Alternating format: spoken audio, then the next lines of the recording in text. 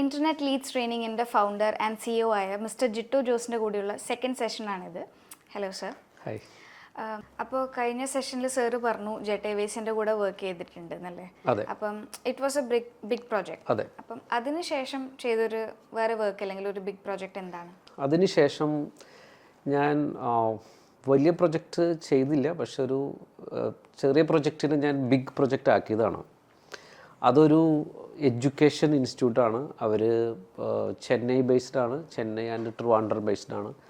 അവരൊരു online management training കൊടുക്കുന്ന ഒരു ഇൻസ്റ്റിറ്റ്യൂട്ടാണ്. ഞാൻ ആ പ്രൊജക്റ്റ് ഏറ്റെടുത്തപ്പോൾ അവർക്ക് ഒരു മാസം ഒരു എൻക്വയറി ഉണ്ടായിരുന്നുള്ളൂ. അതിൻ്റെ കാരണം എന്താണെന്ന് വെച്ച് കഴിഞ്ഞാൽ they use to advertise on newspaper. അപ്പോൾ അതിൻ്റെ ഓണർ കുറച്ച് ഏജ്ഡാണ്. അപ്പോൾ പുള്ളി ന്യൂസ് പേപ്പറിൽ അഡ്വർടൈസ് ചെയ്തുകൊണ്ടിരുന്നപ്പോൾ ഒരുപാട് റീച്ച് ഉണ്ടായിരുന്നു, റിസൾട്ട് ഉണ്ടായിരുന്നു. പെട്ടെന്നൊരു ഇൻ്റർനെറ്റ് യുഗം വന്നു. ഇതൊരു 15 വർഷം മുന്നത്തെ കഥയാണ്. ഒരു ഇൻ്റർനെറ്റ് യുഗം വന്ന് പുള്ളിയുടെ ടാർഗറ്റ് ഓഡിയൻസൊക്കെ ഇൻ്റർനെറ്റിലേക്ക് മാറി. പക്ഷെ പുള്ളി ഇത് തിരിച്ചറിഞ്ഞില്ല. പുള്ളി പേപ്പറിൽ അഡ്വർടൈസ് ചെയ്ത് കഴിഞ്ഞപ്പോൾ റിസൾട്ട് കിട്ടണില്ല. അപ്പോൾ ആൾ വിചാരിച്ചു ഇതിൻ്റെ സ്കോപ്പ് കഴിഞ്ഞു എന്ന്. സ്കോപ്പ് കഴിഞ്ഞിട്ട് ആൾ എന്ത് ചെയ്തു, ഈ പ്രൊജക്റ്റ് ഓൾമോസ്റ്റ് സ്റ്റോപ്പ് ചെയ്ത് വെച്ചിട്ട് വേറൊരു പ്രൊജക്റ്റ് ഹാൻഡിൽ ചെയ്യായിരുന്നു. ആ പ്രൊജക്റ്റിൻ്റെ ഡിജിറ്റൽ മാർക്കറ്റിംഗ് ചെയ്യാനാണ് ഞാൻ അവിടെ ചെന്ന് കഴിഞ്ഞ് ഞാൻ അവരുടെ ഡിജിറ്റൽ മാർക്കറ്റിംഗ് ഒക്കെ സ്റ്റാർട്ട് ചെയ്തപ്പോൾ ഞങ്ങളുടെ ഡിസ്കഷനിലാണ് ആൾ പറഞ്ഞു ഇങ്ങനെ ഒരിക്കലും പ്രൊജക്റ്റ് ഉണ്ട്, അതിന് റിസൾട്ടൊന്നുമില്ല എന്ന് പറഞ്ഞു. അപ്പം ഞാൻ അങ്ങനെയാണെങ്കിൽ ട്രൈ ചെയ്യാമെന്ന് പറഞ്ഞു. അങ്ങനെ ഞാൻ ചെന്നപ്പോൾ അവർക്കൊരു വെബ്സൈറ്റ് പോലും ഒരു 1 പേജ് വെബ്സൈറ്റായിരുന്നു. ഞാൻ ഇതിൻ്റെ സ്കോപ്പ് ഗൂഗിളിലൊക്കെ സെർച്ച് ചെയ്തപ്പോൾ എനിക്ക് മനസ്സിലായി ഭയങ്കര സ്കോപ്പ് ഉണ്ടെന്ന്. അപ്പോൾ ഞാൻ ചെന്നപ്പോൾ പുള്ളിക്ക് എന്ത് മാസത്തിലൊരു എൻക്വയറിയാണ്, ചിലപ്പോൾ 1-2 അഡ്മിഷൻ. അപ്പോൾ അതിന് സപ്പോർട്ട് ചെയ്യാൻ വേണ്ടിയിട്ട് ആകെ 1-2 സ്റ്റാഫുള്ളൂ. ബാക്കി എല്ലാ സ്റ്റാഫുകളും പുതിയ പ്രൊജക്റ്റിന് വേണ്ടിയിട്ടാണ്. അങ്ങനെ പ്രൊജക്റ്റ് ഞാൻ തുടങ്ങി. അവർക്ക് വേണ്ടിയിട്ട് ഞാൻ വെബ്സൈറ്റ് ഉണ്ടാക്കി. അതിനുശേഷം ഞാൻ അവർക്ക് വേണ്ടിയിട്ട് ഗൂഗിൾ ആഡ് ചെയ്തു. ഗൂഗിൾ ആഡ് ഞാനൊരു ചെറിയ ബഡ്ജറ്റ് ചെയ്തപ്പോൾ ഒരുപാട് എൻക്വയറി വരാൻ തുടങ്ങി. അപ്പോൾ എനിക്ക് മനസ്സിലായി ഇതിന് പൊട്ടൻഷ്യൽ ഉണ്ടെന്ന്. അങ്ങനെ ഞാൻ ആളോട് പറഞ്ഞു നമുക്ക് വരുന്ന എൻക്വയറീനെ പ്രോസസ്സ് ചെയ്യാൻ വേണ്ടിയിട്ട് അക്കാഡമിക് കൗൺസിലേഴ്സ് വേണമെന്ന് പറഞ്ഞു. ആളപ്പം തന്നെ ഒരു 5-6 അക്കാഡമിക് കൗൺസിലേഴ്സിന് എടുത്തു. അങ്ങനെ ഞാൻ പയ്യെ ക്യാമ്പയിൻ്റെ ബഡ്ജറ്റ് കൂട്ടാൻ തുടങ്ങി, കൂടുതൽ ഡാറ്റ എടുക്കാൻ തുടങ്ങി. ആ ക്ലയൻറ്റിന് വേണ്ടിയിട്ടാണ് ഞാൻ 1 മില്യൺ എൻക്വയറി ജനറേറ്റ് ചെയ്തത്. ആരും വിശ്വസിക്കില്ല എന്നാണ്. ഇറ്റ്സ് എ ഹ്യൂജ് നമ്പറാണ്. 8 വർഷം കൊണ്ടാണ് ഞാനത് അച്ചീവ് ചെയ്തത്. ഓൾമോസ്റ്റ് 40,000 അഡ്മിഷൻസാണ് എടുത്തത്. 100 crore ഇൻകം ആണ് ഓൺലൈനിൽ നിന്ന് ഞങ്ങൾ ജനറേറ്റ് ചെയ്തത്. ഇതെന്തുകൊണ്ടാണ് അത് അച്ചീവ് ചെയ്തതെന്ന് വെച്ച് കഴിഞ്ഞാൽ കൺസിസ്റ്റൻസി എന്ന് പറയുന്നത് വെരി ഇമ്പോർട്ടൻ്റ് ആണ്. ഇപ്പോഴുള്ള കുട്ടികൾ ഞാൻ കാണുന്നത് ഒരു പ്രൊജക്റ്റ് കഴിയുമ്പോൾ അടുത്തേക്ക് പോകുന്നു, അല്ലെങ്കിൽ ഇത് കഴിയുമ്പോൾ ഒരു സ്ഥാപനത്തിൽ വർക്ക് ചെയ്തിട്ട് അടുത്ത സ്ഥാപനത്തിലേക്ക് പോകുന്നു. കൺസിസ്റ്റൻസി എന്ന് പറയുന്നത് വെരി ഇമ്പോർട്ടൻ്റ് ആണ് ഡിജിറ്റൽ മാർക്കറ്റിങ്ങിൽ സക്സസ് ആവണമെങ്കിൽ. ഞാൻ ആ ക്ലയൻറ്റിന് വേണ്ടിയിട്ടാണ് ഏകദേശം ഒരു 20-25 crore ഡിജിറ്റലിൽ ഞാൻ സ്പെൻഡ് ചെയ്തിട്ടുണ്ട്. അവർക്ക് വേണ്ടിയിട്ട് വെബ്സൈറ്റ് ഉണ്ടാക്കി, അവർക്ക് വേണ്ടിയിട്ട് മൊബൈൽ ആപ്പ് ഉണ്ടാക്കി. പ്ലേ സ്റ്റോറിലും ആപ്പ് സ്റ്റോറിലും ഞാൻ അവർക്ക് വേണ്ടിയിട്ട് മൊബൈൽ ആപ്പ് ഉണ്ടാക്കിയതാണ്. ആർക്കും വിശ്വാസം വരില്ല. ഈവൻ ബൈജൂസ് മൊബൈൽ ആപ്പ് മാർക്കറ്റിൽ ഇൻട്രൊഡ്യൂസ് ചെയ്യുന്നതിന് മുന്നേ ഞാൻ ഇൻട്രൊഡ്യൂസ് ചെയ്തതാണ് ആ ക്ലയൻറ്റിന് വേണ്ടിയിട്ട്. ബൈജൂസ് മൊബൈൽ ആപ്പ് പ്രൊമോഷൻ തുടങ്ങുന്നതിന് മുന്നേ ഞാൻ പ്രൊമോഷൻ തുടങ്ങിയതാണ്. അതുപോലെ തന്നെ അവർക്ക് വേണ്ടിയിട്ട് സോഷ്യൽ മീഡിയ തുടങ്ങി, അവർക്ക് വേണ്ടിയിട്ട് SEO ചെയ്തു. അവർക്ക് വരുന്ന എൻക്വയറീനെ എഫക്റ്റീവ്ലി പ്രോസസ്സ് ചെയ്യാൻ വേണ്ടിയിട്ട് CRM ഡെവലപ്പ് ചെയ്തു. ഇന്ത്യയിലെ ഒരു ലീഡിങ് CRM ആണ് ലീഡ് സ്ക്വയർ. എല്ലാവർക്കും അറിയാവുന്നതാണ്. ലീഡ് സ്ക്വയർ എന്ന് പറഞ്ഞൊരു CRM ഉണ്ട്. ഈ CRM ചെയ്യുന്നതിന് മുന്നേ ഞങ്ങളവിടെ CRM ഡെവലപ്പ് ചെയ്തതാണ്.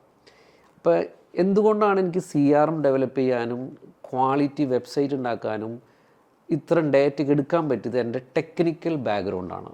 അതുകൊണ്ടാണ് ഡിജിറ്റൽ മാർക്കറ്റേഴ്സിന് ടെക്നിക്കലി അറിയണം എന്ന് പറയുന്നത്. ടെക്നിക്കൽ അറിഞ്ഞാലാണ് അവർക്ക് ഹൈ ലെവലിൽ പോകാൻ പറ്റൂ. വെറും ഒരു ടെക്നിക്കൽ ബാക്ക്ഗ്രൗണ്ട് ഇല്ലാത്തവർക്ക് സാധാരണ ചെറിയ രീതിയിലൊരു ക്യാമ്പയിന് ചെയ്യാൻ പറ്റുള്ളൂ. അതിൽ കുറച്ച് ഡേറ്റ എടുക്കാൻ പറ്റും, കുറച്ച് സോഷ്യൽ മീഡിയയിൽ ക്യാമ്പയിൻ ചെയ്യാൻ പറ്റും. നമുക്ക് ഒരു ഹൈ ലെവലിൽ ചെയ്യണമെങ്കിൽ എല്ലാ ആസ്പെക്റ്റിനെ കുറിച്ച് അറിയണം. വെബ്സൈറ്റിനെ കുറിച്ച് അറിയണം, CRMനെ കുറിച്ച് അറിയണം, ലീഡ്സിനെ കുറിച്ച് അറിയണം, അതുപോലെ തന്നെ സെയിൽസിനെ കുറിച്ച് അറിയണം.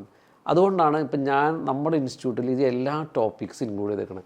ഇത്തരം ടെക്നിക്കൽ നോളജ് ഉണ്ടെങ്കിൽ മാത്രമാണ് നിങ്ങൾക്ക് മാർക്കറ്റിൽ ഹൈ പെയ്ഡ് സാലറി കിട്ടുള്ളൂ, മാർക്കറ്റിൽ നിങ്ങൾക്ക് ഒരുപാട് ജോബ് ഓപ്പർച്യൂണിറ്റി കിട്ടുള്ളൂ. ഈവൻ വിദേശത്തായാലും ഇവിടെ ആയാലും നിങ്ങൾക്ക് ഒരുപാട് ജോബ് കിട്ടണമെങ്കിൽ, നല്ല ഹൈ പെയ്ഡ് ജോബ് കിട്ടണമെങ്കിൽ ഇത്തരം സ്കില്ലുകൾ അറിഞ്ഞിരിക്കണം. അപ്പോൾ ആ ഒരു ക്ലയൻറ്റിൽ നിന്നാണ്, ആ ക്ലയൻറ്റിന് വേണ്ടിയാണ് ഞാൻ ഏറ്റവും കൂടുതൽ ചെയ്തതും ഒരുപാട് കാര്യങ്ങൾ പഠിച്ചതും കൺസിസ്റ്റൻസിയുടെ ഇമ്പോർട്ടൻസ് എന്താണെന്ന് മനസ്സിലാക്കിയതും എല്ലാം ആ ഒരു ക്ലയൻറ്റിന് വേണ്ടിയാണ്. അതാണ് എൻ്റെ ഒരു കരിയർ തന്നെ ചേഞ്ച് ചെയ്തൊരു പ്രൊജക്റ്റാണ് ശരിക്കും അത്. അപ്പോൾ ഈ ഒരു ഫീൽഡിൽ കൺസിസ്റ്റൻസി ആൻഡ് നോളജ് ഇത് രണ്ടും വെരി വെരി ഇമ്പോർട്ടൻ്റ് ആണ്. ഇപ്പോൾ ഉള്ള ഒരു ജനറേഷന് ഞാൻ കാണുന്ന കാര്യം, അവർ റെസ്റ്റ്ലെസ് ആണ്, അവർക്ക് ക്വിക്കായിട്ടുള്ള റിസൾട്ട് വേണം. ഇതൊരിക്കലും കിട്ടില്ല. ഡിജിറ്റൽ മാർക്കറ്റിംഗ് ആണ് നമ്മൾ ചെയ്യുന്നത്. മാർക്കറ്റിങ്ങിൻ്റെ ഒരു പ്രത്യേകത, ഇന്ന് അങ്ങോട്ട് ചെയ്ത് നാളെ തന്നെ റിസൾട്ട് കിട്ടുന്നല്ല മാർക്കറ്റിംഗ്. അതൊരു ആർട്ടാണ്. അത് പല കാര്യങ്ങളും സ്റ്റെപ്പ് വൈസ് ചെയ്തിട്ടാണ് നമുക്കതിലേക്ക് സക്സസ് ആവാൻ പറ്റുള്ളൂ ശരിക്കും ഡിജിറ്റൽ മാർക്കറ്റിങ്ങിൽ. അപ്പോൾ ഇപ്പോൾ സാറിന് ഒരുപാട് കമ്പനീസ് അല്ലെങ്കിൽ ഇതേപോലെ ക്ലയൻസ് ഉണ്ടാവും. അപ്പോൾ അവർ ഫേസ് ചെയ്യുന്ന മെയിൻ ഒബ്സ്റ്റക്കിൾ അല്ലെങ്കിൽ സ്ട്രഗിൾസ് എന്താണ് ഒരു ഡിജിറ്റൽ മാർക്കറ്റിംഗ് എന്ന ഫീൽഡിൽ? ഓക്കെ, ഒരുപാട് കമ്പനിക്കാർ ഡിജിറ്റൽ മാർക്കറ്റിംഗ് ചെയ്യുന്നുണ്ട്. ഒരുപാട് കമ്പനിക്കാർ ഡിജിറ്റൽ മാർക്കറ്റേഴ്സിനെ ഹയർ ചെയ്യുന്നുണ്ട്. ശരിക്കും ഞാൻ നേരത്തെ പറഞ്ഞതുപോലെ ഒരു കമ്പനിക്ക് വേണ്ടത് ഹൈ ക്വാളിറ്റി ഡേറ്റയാണ്. അതായത് എങ്ങനെ അവർക്ക് ഹൈ ക്വാളിറ്റി ഡേറ്റയാണ് എല്ലാ കമ്പനിയുടെ ആവശ്യം. ഒരു ക്വാളിറ്റി ഡേറ്റ ഉണ്ടോ അവർക്ക് ആവശ്യത്തിനുള്ള ബിസിനസ്സും ആവശ്യത്തിനുള്ള കൺവേർഷനും ആവശ്യത്തിനുള്ള സെയിൽസും നടക്കും. ഇതാണ് ആർക്കും ഇപ്പം മിക്ക ഡിജിറ്റൽ മാർക്കറ്റേഴ്സിൻ്റെ വിചാരം, ഞങ്ങൾക്ക് കുറച്ച് ഡേറ്റ തരാൻ പറ്റും, അല്ലെങ്കിൽ നിങ്ങളുടെ ആഡ് നമുക്ക് ടാർഗറ്റ് ഓഡിയൻസിൻ്റെ അടുത്തേക്ക് എത്തിക്കാം.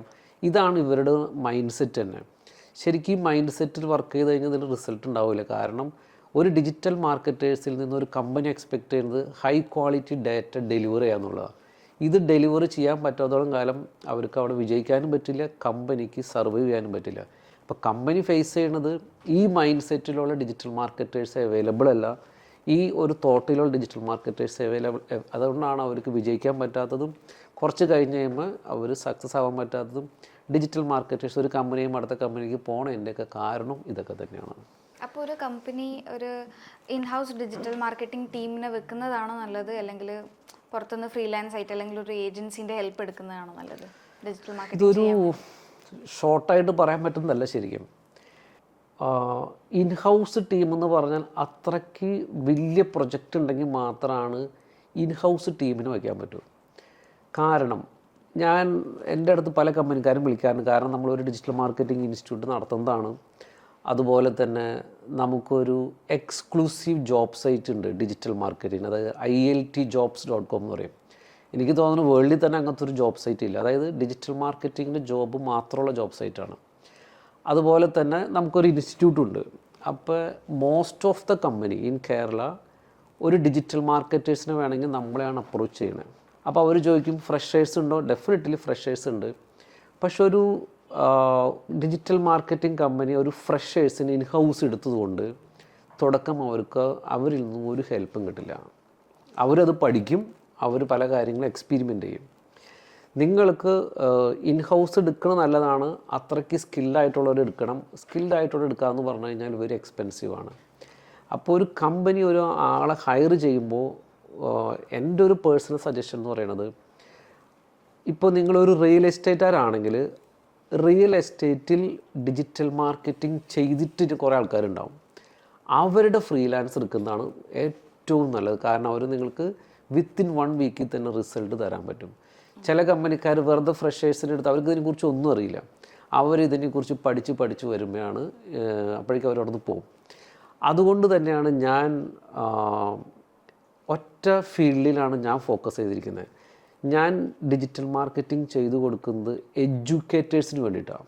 അതായത് ഇൻസ്റ്റിറ്റ്യൂട്ട് ഓണേഴ്സ്, എഡ്യൂടെക് അല്ലെങ്കിൽ അക്കാഡമിക് നടത്തുന്നവർ, കോളേജസ്. കാരണം എൻ്റെ എല്ലാ എക്സ്പെർട്ടൈസും അതുകൊണ്ടാണ് ഞാനൊരു ഏജൻസി തന്നെ, എൻ്റെ ഏജൻസി എന്ന് പറയുന്നത് ഡോപ്റ്റിറ്റ് പ്രൈവറ്റ് ലിമിറ്റഡ് എന്ന് പറഞ്ഞാൽ എനിക്കൊരു ഏജൻസി ഉണ്ട്. ഈ ഏജൻസി എന്ന് പറയുന്നത് തന്നെ exclusive digital marketing agency for എഡ്യൂക്കേറ്റേഴ്സാണ്. അപ്പോൾ ഒരു എഡ്യൂക്കേറ്റർക്ക് വേണ്ടിയിട്ടുള്ള എല്ലാം എനിക്ക് ഡെലിവർ ചെയ്യാൻ പറ്റും. എന്നിട്ട് അവർക്ക് വെബ്സൈറ്റ് ചെയ്ത് കൊടുക്കാൻ പറ്റും, മൊബൈൽ ആപ്പ് ചെയ്ത് കൊടുക്കാൻ പറ്റും, CRM ചെയ്ത് കൊടുക്കാൻ പറ്റും, സെയിൽസ് ടീമിനെ മാനേജ് കൊടുക്കാൻ പറ്റും, ഡാറ്റ അനലിറ്റിക്സ് ചെയ്യാൻ പറ്റും, എന്തിനു പറയുന്നത് AI ചെയ്യാൻ പറ്റും, LMS ചെയ്യാൻ പറ്റും. അപ്പോൾ ഒരു എഡ്യൂക്കേഷൻ സ്ഥാപനത്തിനുള്ള എല്ലാ കാര്യങ്ങളും എനിക്ക് ചെയ്തു കൊടുക്കാൻ പറ്റും. കാരണം എൻ്റെ എക്സ്പെർട്ടൈസ് അതാണ്. അപ്പോൾ ഒരു ഇൻസ്റ്റിറ്റ്യൂട്ട് ഓണർ എൻ്റെ അടുത്ത് വന്നു കഴിഞ്ഞാൽ ഞാനായിട്ട് ഒരു 100% വർക്ക് ചെയ്യും. അപ്പോൾ ഒരു കമ്പനി എടുക്കുമ്പോൾ ഒരു ഫ്രീലാൻസറായിട്ടായിരിക്കും ചെയ്യേണ്ടത്. അല്ലെങ്കിൽ അത്ര ഹൈ ലെവൽ കമ്പനിയാണ്, ഇൻഹൗസിനുള്ള സെറ്റപ്പ് ഉണ്ട്, അവർക്കൊരു ബിസിനസ് ഉണ്ടെങ്കിൽ ഡെഫിനറ്റ്ലി ഇൻഹൗസ് സെറ്റപ്പ് ഉണ്ടാക്കുന്നത് നല്ലതാണ്. അല്ലെങ്കിൽ ഒരു ഫ്രഷേഴ്സിന് തുടക്കം എടുത്താൽ ഫ്രഷേഴ്സിന് മാത്രം ഡിപ്പെൻഡ് ചെയ്യുന്ന ഒരു കമ്പനിയാണെങ്കിൽ അവർക്ക് റിസൾട്ട് കിട്ടില്ല. അപ്പം നമ്മുടെ കമ്പനിയിൽ വേറെ എക്സ്പീരിയൻസ് ആളുണ്ട്, ആളുടെ കൂടെ ഹെൽപ്പിങ്ങിന് ഒരു ഫ്രഷേഴ്സിന് എടുക്കണു, അപ്പോൾ ആൾക്കൊരു സപ്പോർട്ട് ആവണം. ഇനിയിപ്പോൾ ആൾ പോയാലും ഫ്രഷേഴ്സ് പഠിക്കുന്ന situation that is different scenario ആണ്. അപ്പോൾ ഒരു കമ്പനി എടുക്കുമ്പോൾ ഇങ്ങനെ എടുത്താലാണ് അതിൻ്റെ കാര്യമുള്ളൂ. സാറിന് ഇപ്പോൾ ഒരു ഡിജിറ്റൽ മാർക്കറ്റിംഗ് ഇൻസ്റ്റിറ്റ്യൂട്ട് ഉണ്ട്, അതെ, ഇന്റർനെറ്റ് ലീഡ്സ് ട്രെയിനിങ് എന്ന് പറയുന്നത്. അപ്പോൾ സാർ ഒരുപാട് കുട്ടികളെ കാണുന്നതാണ്. അതുപോലെ തന്നെ പുറത്ത് പല കുട്ടികളും ഡിജിറ്റൽ മാർക്കറ്റിംഗ് പഠിക്കുന്നുണ്ട്. പക്ഷേ അവർക്കൊക്കെ ഒരു പ്ലേസ്മെന്റ് കിട്ടാനുള്ള സാധ്യത എത്ര കൂടുതലാണ്? അല്ലെങ്കിൽ ഈ കോഴ്സ് പഠിച്ചതുകൊണ്ട് ജോലി കിട്ടാനുള്ള സാധ്യത എത്രത്തോളം ഉണ്ട്? അതേപോലെ തന്നെ സാറിൻ്റെ ഇൻസ്റ്റിറ്റ്യൂട്ടിൽ നിന്ന് എന്തെങ്കിലും അസിസ്റ്റൻസ് കുട്ടികൾക്ക് കൊടുക്കാറുണ്ട്? ഞാനിപ്പോൾ തൊട്ട് മുന്നേ പറഞ്ഞതുപോലെ നമുക്കൊരു എക്സ്ക്ലൂസീവ് ജോബ് സൈറ്റ് ഉണ്ട്. അപ്പോൾ നമ്മൾ പ്ലേസ്മെൻറ്റ് സപ്പോർട്ട് നല്ല രീതിയിൽ കൊടുക്കുന്നതാണ്. ഞാൻ ജെന്യുവൻലി പറഞ്ഞു കഴിഞ്ഞാൽ എനിക്ക് നമ്മൾ 99% നമ്മുടെ സ്റ്റുഡൻറ്റും പ്ലേസ്ഡ് ആണ്.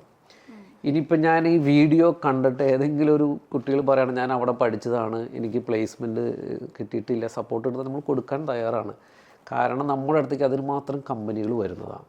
അപ്പം നമുക്ക് ഇപ്പോൾ പറഞ്ഞു കഴിഞ്ഞാൽ നമ്മൾ തന്നെ ഒരു കുട്ടികൾക്കും പഠിച്ചുകൊണ്ടിരിക്കുന്നവർക്കും പഠിച്ചവർക്കും പ്ലേസ്മെൻറ്റിന് ആവശ്യമില്ല, അവർക്ക് ഓൾറെഡി ജോബ് കിട്ടിയിട്ടുണ്ട്. അതുകൊണ്ടാണ് വേറെ ഇൻസ്റ്റിറ്റ്യൂട്ടിൽ പഠിച്ചവർക്ക് വരെ നമ്മളിപ്പോൾ അസിസ്റ്റൻസ് കൊടുക്കുകയാണ്, പ്ലേസ്മെൻറ്റ് അസിസ്റ്റൻസ് കൊടുക്കുകയാണ്. അപ്പോൾ മാർക്കറ്റിൽ അതിന് മാത്രം ജോബ് ഓപ്പർച്യൂണിറ്റി ഉണ്ട്. പക്ഷെ നിങ്ങൾ പഠിക്കുന്നത് കൃത്യമായിട്ട് പഠിച്ചിരിക്കണം. ചില ഇൻസ്റ്റിറ്റ്യൂട്ടുകാർ വെറും റെക്കോർഡർ ക്ലാസ്സിലായിരിക്കും കൊടുക്കുന്നത്. അങ്ങനെയുള്ളവർക്ക് ഒരു കമ്പനിയിൽ കയറി കഴിഞ്ഞാൽ ഇപ്പോൾ കൃത്യമായിട്ട് പെർഫോം ചെയ്യാൻ പറ്റില്ല. ഇപ്പോൾ ഏറ്റവും മിനിമം ഒരു 2 മന്ത് അല്ലെങ്കിൽ 3 മന്ത് പ്രാക്ടിക്കൽ ട്രെയിനിങ് കിട്ടിയ കുട്ടികൾക്ക് ഇഷ്ടംപോലെ ജോബ് ഓപ്പർച്യൂണിറ്റി ഉണ്ട് താനും. അവർക്ക് എവിടെയെങ്കിലും ചെന്ന് കഴിഞ്ഞാൽ എന്തെങ്കിലുമൊക്കെ ചെയ്യാനും പറ്റും. അല്ലാണ്ട് ചിലർ റെക്കോർഡർ ക്ലാസ് കണ്ടിട്ട് അതിൻ്റെ വീഡിയോ കണ്ടിട്ടൊക്കെ വരും. ഇപ്പോൾ നമ്മുടെയൊക്കെ ഒരു ട്രെയിനിങ് എന്ന് പറഞ്ഞു കഴിഞ്ഞാൽ ഡേ 1 തൊട്ട് തന്നെ പ്രാക്ടിക്കലാണ്. ഇപ്പോൾ ഒരു എക്സാമ്പിൾ പറഞ്ഞു കഴിഞ്ഞാൽ നമ്മളിപ്പോൾ ഒരു സോഷ്യൽ മീഡിയ ക്ലാസ് ഒരു 2 വീക്സിൻ്റെ സോഷ്യൽ മീഡിയ ക്ലാസ് കഴിയുമ്പോൾ തന്നെ നമ്മുടെ കുട്ടികൾക്ക് ഫ്രീലാൻസ് ചെയ്യാൻ പറ്റും. കാരണം അവർ പ്രാക്ടിക്കൽ ഒരു എക്സ്പീരിയൻസ് ആണ് കൊടുക്കുന്നത്. അല്ലെങ്കിൽ നമ്മളൊരു 2-3 വീക്സിൻ്റെ ഗൂഗിൾ ആഡ്സ് പഠിച്ച് കഴിയുമ്പോൾ അവർ വേറൊരു ക്ലയൻറ്റിന് വേണ്ടിയിട്ട് അവർക്ക് ഗൂഗിൾ ആഡ് ചെയ്ത് കൊടുക്കാൻ പറ്റും. അതാണ് പ്രാക്ടിക്കൽ ട്രെയിനിങ്. അപ്പം അങ്ങനെ പഠിക്കുന്ന കുട്ടികൾക്ക് ജോബ് ഓപ്പർച്യൂണിറ്റി ഉണ്ട്. അങ്ങനെ പഠിക്കുന്ന കുട്ടികൾക്ക് ഒരു കമ്പനി ചെന്ന് കഴിഞ്ഞാൽ ഈസി ആയിട്ട് പെർഫോം ചെയ്യാൻ പറ്റും. ഒരുപാട് ഓപ്പണിംഗ് ഉണ്ട് താനും. കാരണം ഇതൊരു ഡിജിറ്റൽ യുഗമാണ്. ഇപ്പോൾ ഓപ്പണിങ്ങിൻ്റെ കൂടുള്ളൂ, കുറയില്ല. അതുകൊണ്ട് എല്ലാവർക്കും ഇൻ്റർനെറ്റ് വേണം, എല്ലാവരും ഇൻ്റർനെറ്റിലാണ്, എല്ലാ കമ്പനികളും ഇൻ്റർനെറ്റിൽ പ്രൊമോഷൻ ചെയ്യുന്നതാണ്. അപ്പോൾ ഡിജിറ്റൽ മാർക്കറ്റേഴ്സിൻ്റെ ഡിമാൻഡ് അത്രമാത്രം ഉണ്ട്. നമ്മൾ നല്ല രീതിയിൽ അവർക്കൊക്കെ സപ്പോർട്ട് കൊടുക്കുന്നത് ശരിയാണ്. അപ്പോൾ ഇപ്പോൾ ഒരു 2 മാസം മിനിമം ഒരു കുട്ടി പ്രാക്ടിക്കൽ നോളജോടുകൂടി ഡിജിറ്റൽ മാർക്കറ്റിംഗ് പഠിക്കുകയാണ്. അപ്പം ഇൻഡസ്ട്രിയിൽ ഒരു കമ്പനിയിൽ പ്ലേസ്ഡ് ആകുമ്പം എത്ര പാക്കേജ്? അതൊരു നല്ലൊരു എന്നോട് ഒരുപാട് ആൾക്കാർ ചോദിക്കുന്നതാണ്. ഇത് ഡിജിറ്റൽ മാർക്കറ്റിംഗ് എന്ന് പറയുന്നത് ശരിക്കും ഒരു സ്കില്ലാണ്. ചിലവർക്ക് ഈ സ്കില്ല് 2 മാസം കൊണ്ട്, പിന്നെ അവരുടെ എഡ്യൂക്കേഷൻ ബാക്ക്ഗ്രൗണ്ട് ഇതിനൊക്കെ ഡിപ്പെൻഡ് ചെയ്തിട്ടാണ് ജോബ് കിട്ടുന്നത്. ചിലവരുണ്ടാവും നല്ല സ്ഥലത്ത് പഠിച്ച് MBA ഒക്കെ പഠിച്ച് അല്ലെങ്കിൽ എഞ്ചിനീയറിംഗ് ഒക്കെ പഠിച്ചവരാണെങ്കിൽ ഡിജിറ്റൽ മാർക്കറ്റിംഗ് ഒക്കെ അറിയണമെങ്കിൽ ഹൈ പെയ്ഡ് സാലറി കിട്ടും. ചിലവർ വെറും ഗ്രാജുവേറ്റഡ് ആണ്, എന്നിട്ട് ഡിജിറ്റൽ മാർക്കറ്റ് അതനുസരിച്ചുള്ള കിട്ടും. ചിലവർ ഇപ്പോൾ +2 ആണെങ്കിൽ അതനുസരിച്ച് കിട്ടും. ഇനി ഇതിനൊരു ക്വാളിഫിക്കേഷൻ എന്ന് പറയുന്നത് ഇവിടെ ഒരു ഇമ്പോർട്ടൻ്റ് അല്ല. ഇപ്പോൾ ഡിഗ്രിക്ക് പഠിച്ചതായാലും ശരി, +2ന് പഠിച്ചതായാലും ശരി, അവർക്ക് സ്കില്ലുണ്ടോ? സ്കില്ലുണ്ടെങ്കിൽ അവർക്ക് ഹൈ പെയ്ഡ് സാലറി കിട്ടും. ഇപ്പോൾ എൻ്റെ തന്നെ ഓഫീസിൽ അങ്ങനത്തെ പലതരം കാറ്റഗറിയിലുള്ള കുട്ടികൾ വന്നിട്ടുണ്ട്. ഡിജിറ്റൽ മാർക്കറ്റർ അല്ലാത്തൊരു പയ്യൻ എൻ്റെ ഓഫീസിലുണ്ടായിരുന്നു.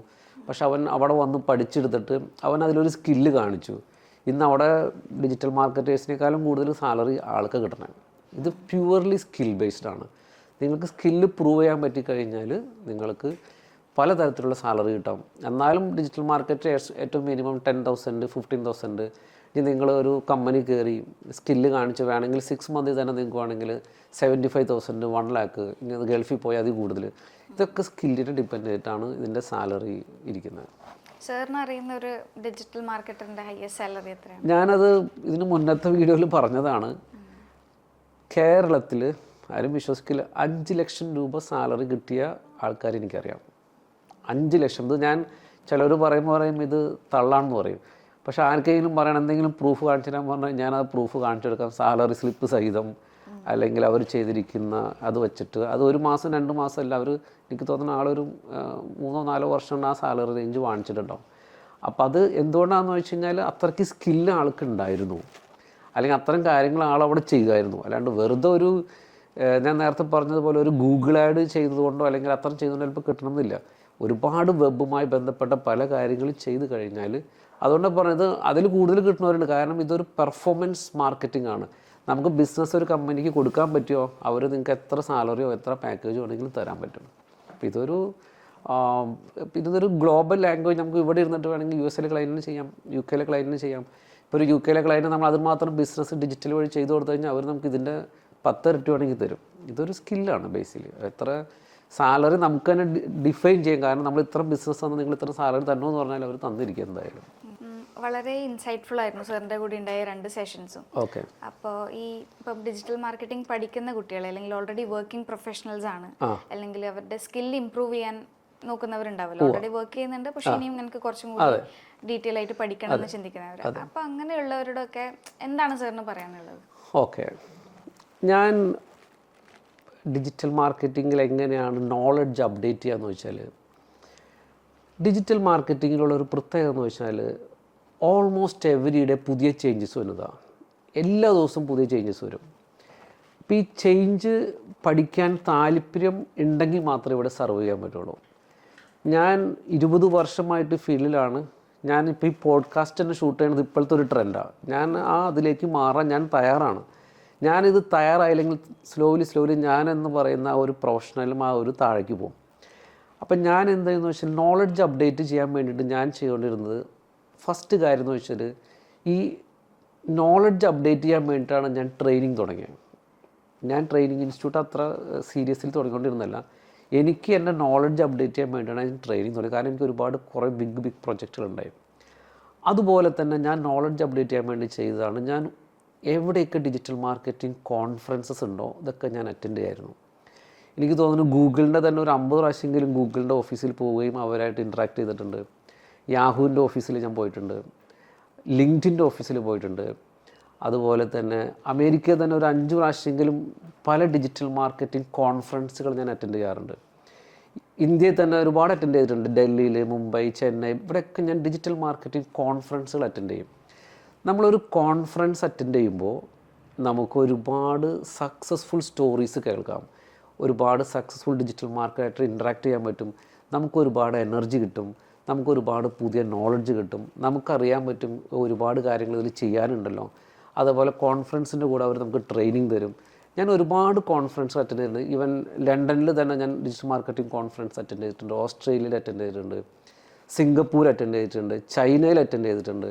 എവിടെയൊക്കെ ഓപ്പർച്യൂണിറ്റി കിട്ടുന്നോ അവിടെയൊക്കെ ഞാൻ അറ്റൻഡ് ചെയ്യാറുണ്ട്. കാരണം നമുക്ക് ഒരുപാട് പുതിയ കാര്യങ്ങൾ പഠിക്കാൻ പറ്റും. അപ്പോൾ നിങ്ങൾക്കൊരു ഈ ഡിജിറ്റൽ മാർക്കറ്റിംഗ് ഫീൽഡിൽ അപ്ഡേറ്റ് ചെയ്യാൻ നിങ്ങൾക്ക് താല്പര്യം ഇല്ലെങ്കിൽ നിങ്ങൾക്ക് പറ്റിയ ഫീൽഡല്ല.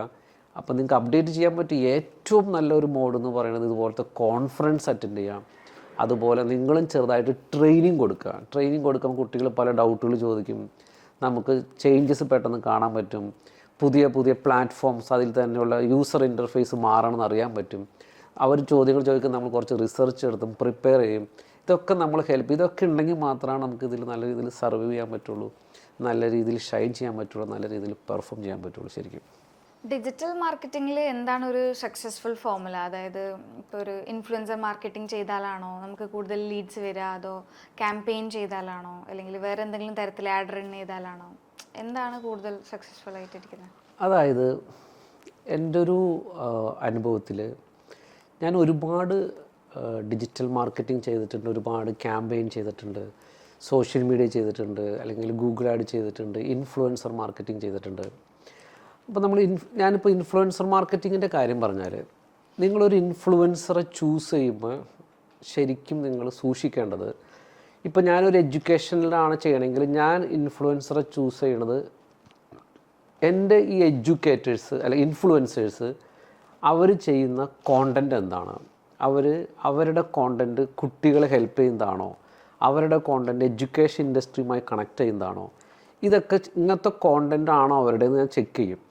അങ്ങനെയുള്ളവരായിട്ട് ഞാൻ എൻ്റെ സ്ഥാപനത്തിൻ്റെ ഇൻഫ്ലുവൻസർ മാർക്കറ്റിംഗ് ചെയ്തപ്പോൾ എനിക്കതിൽ നിന്ന് ക്വാളിറ്റി ഡേറ്റ കിട്ടിയിട്ടുണ്ട്.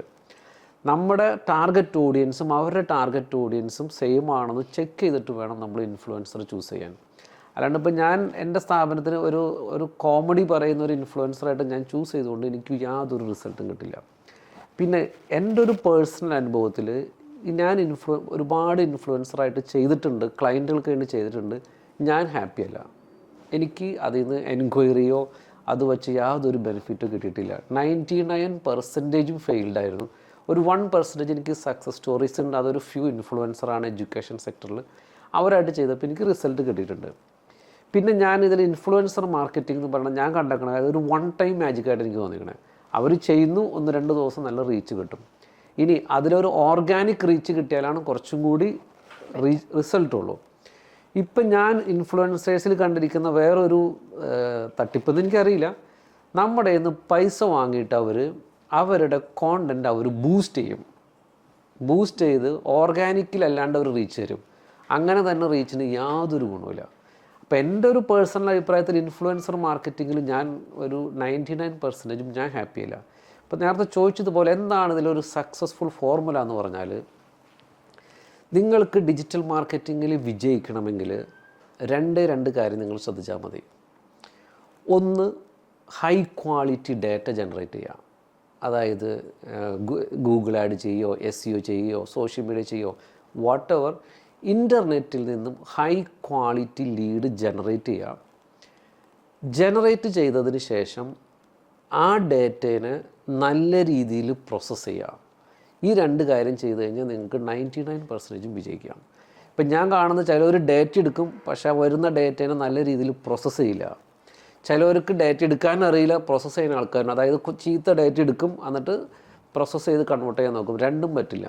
ക്വാളിറ്റി ഡേറ്റ എടുക്കുന്ന ഡേറ്റേനെ നല്ല രീതിയിൽ കൗൺസിൽ ചെയ്യുക, നല്ല രീതിയിൽ നമ്മുടെ പ്രൊഡക്റ്റിനെ കുറിച്ച് പറയുക, നല്ല രീതിയിൽ അവരെ കൺവിൻസ് ചെയ്യുക. ഈ 2ആണ് ഞാൻ കണ്ടതിലേക്ക് ഏറ്റവും നല്ല സക്സസ്ഫുൾ ഫോർമുല. നമുക്ക് ഡിജിറ്റലിൽ ഡേറ്റ എടുക്കാൻ പഠിക്കണം, വരുന്ന ഡേറ്റേനെ നല്ല രീതിയിൽ പ്രോസസ്സ് ചെയ്യാം. നമുക്ക് ഡെഫിനറ്റ്ലി നിങ്ങൾക്ക് ഡിജിറ്റലിൽ സക്സസ് ആവാൻ പറ്റും.